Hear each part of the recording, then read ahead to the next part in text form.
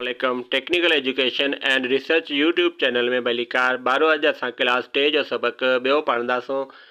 हज़रत मोहम्मद सल्लल्लाहु अलैहि व आलिहि वसल्लम जा सोना अखलाक। हज़रत मोहम्मद सल्लल्लाहु अलैहि व आलिहि वसल्लम सोननि अखलाकनि जा मालिक हुआ। पाण सुठी सुभाउ वारा सचार ऐं ईमानदार हुआ। सदाईं सच ॻाल्हाईंदा हुआ। नंढनि सां प्यार कंदा हुआ। पाण फरमाईंदा हुआ त ॿार ॼमे त उनजो नालो सुठो रखो। हिकु शख़्स खेनि चयो त तव्हां ॿारनि सां ॾाढो प्यारु करियो था, असां त एतिरो कोन कंदा आहियूं।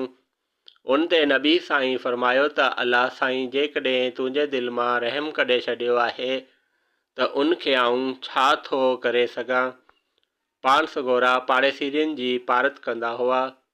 फरमाईंदा हुआ जेको शख़्स पाण त ॾोह करे खाए ऐं संदसि पाड़ेसीरी बुख मरे, इहो पूरो मोमिन न आहे।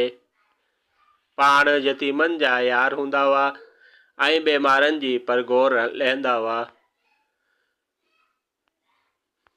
पौरियत खे पघर सुकण खां अॻु मज़दूरी ॾियण लाइ चवंदा हुआ। पाण सगोरा मुर्गी मिलण ऐं माउ पीउ जो अदब करण खे वॾी नेकी कोठींदा हुआ। पाण सगोरा जानवरनि तोड़े पखियुनि ते बि रहम कंदा हुआ। हिकु भेरे हिकु असाबी झिरकी जा बचा खणी आयो। पाण सगोरनि खेसि हुकुम ॾिनो त झिरकीअ जा बचा आखेरे में रखी अच।